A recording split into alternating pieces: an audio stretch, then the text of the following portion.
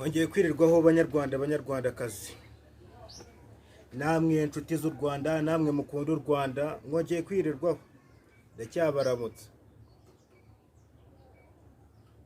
Ni Nsoro Empire ugarutse kubahereza ikinyarwanda, icyo bita ikinyarwanda.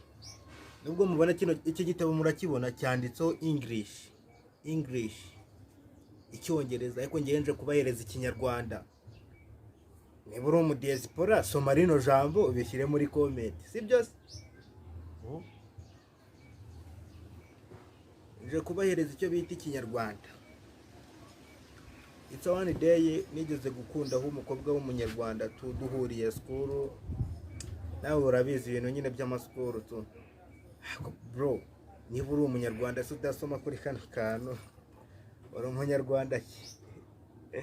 Gusa abanyarwanda murambabaza iyo muri gukurikirana abantu bo hanze, nimwite mani kuri twebwe dufite impano turi kuzamuka. Ibyo bintu birambabaza tu. Basi niba ukunda igihugu Rwanda ukaba waranagikuriyemo, basi niba uri n'umudiyasipora ariko uri umunyarwanda cyangwa uri n'umuntu wo hanze, wicyo utakifuza guteza igihugu imbere, igihugu cyawe imbere. Abanyarwanda murambabaza, it's one day nkanyuraho nkanabyumva muri gukurikirana abandi. Nuko se bakora ibishimishije kuturusha mani? Nuko bakora ibishimishije kuturusha.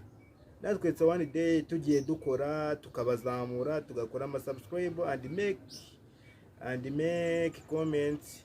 Bro, natwe abanyarwanda twabazamura kandi twabageza ku yindi ntera mani, twabageza ku yindi ntera, kandi natwe tukishimira ubwacu kuko turi abanyarwanda.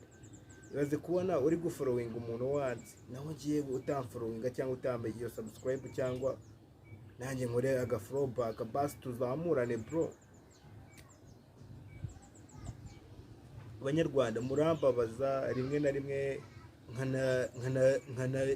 nkanafuka n'amatwi neza bro. Niba ukurikirana video zanjye uze gukora comment, basi mbibone yuko wenda hari icyagize igihinduka, ko ndebe nako ga subscribe tu. Mani, niba unkurikirana cyangwa niba utanankurikirana pe, ndabizi wenda rimwe na rimwe bizakugeraho mani. Izi pole mbade gukora zizakugeraho, kandi hari igihe zizakugira akamaro niduhura narakize mwa bintu.